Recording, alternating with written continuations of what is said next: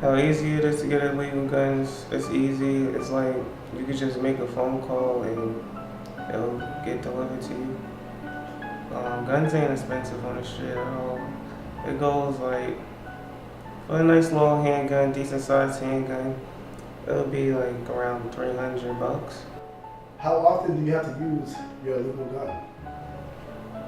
Anytime you gotta protect yourself. I live in this community. I live here for the past 40 years, and I have 4 children, and I end up losing 2 of my son to street violence. And my first son was killed. He was stabbed by my neighbor who fight with the other person, and my son come along to break the fight, and that's how he was stabbed. 10 years later, my other son was shot by drive-by shooting. It was tragedy. My son, we was living with a lot of pain because he also already lost his brother. And I remember that we visit England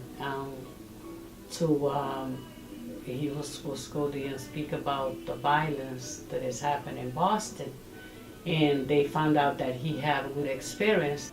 We went to England. We took all the photo of the people that we lost in Boston, and we put them right on the floor, and we let them see it. So my son told them they better change at that moment, because if they don't change, it's going to become like Boston.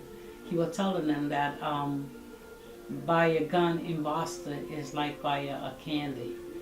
And then we came back to Boston, and after 2 weeks, and he was shot and killed by drive-by shooting. That program, it helped a little bit when the mayor meeting put it together. Before, everybody was bring the gun and buy it back. But I believe they should have some kind of make it a way that a gun didn't come into our young people's hand. We ask where the gun came from. We been asked where the gun came from, but they don't pay us any attention. But the only way that the attention was paid to us is when they shoot that 20 young children in a Connecticut. When my son was killed, it never happened to me, but that opened my eye and make me see. In 1990, it was 152 homicide in Dorchester and Roxbury.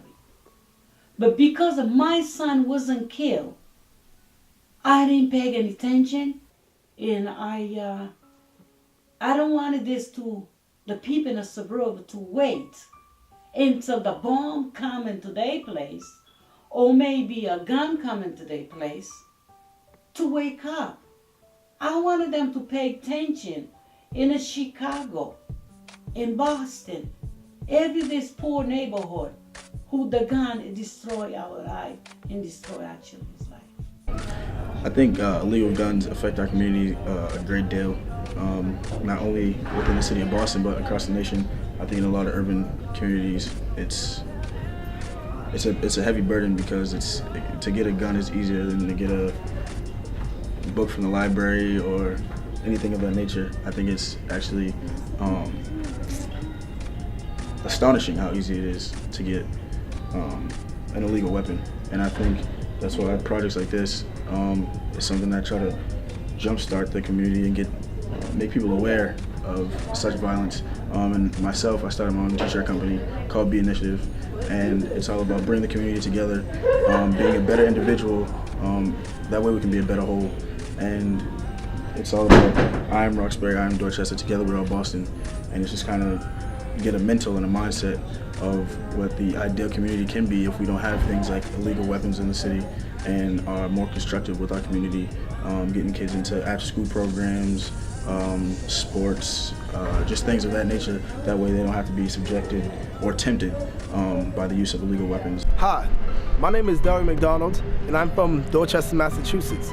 The reason why I'm addressing you today is because illegal guns have been killing our streets. For example, I have known many people who died from the use of illegal guns. Seriously, people, it's killing our streets and we have to do something fast. For example, gun buyback programs. Prime example of how to get illegal guns off the street. Let's make the politicians more aware about how it's destroying the inner city. But seriously, let's do something.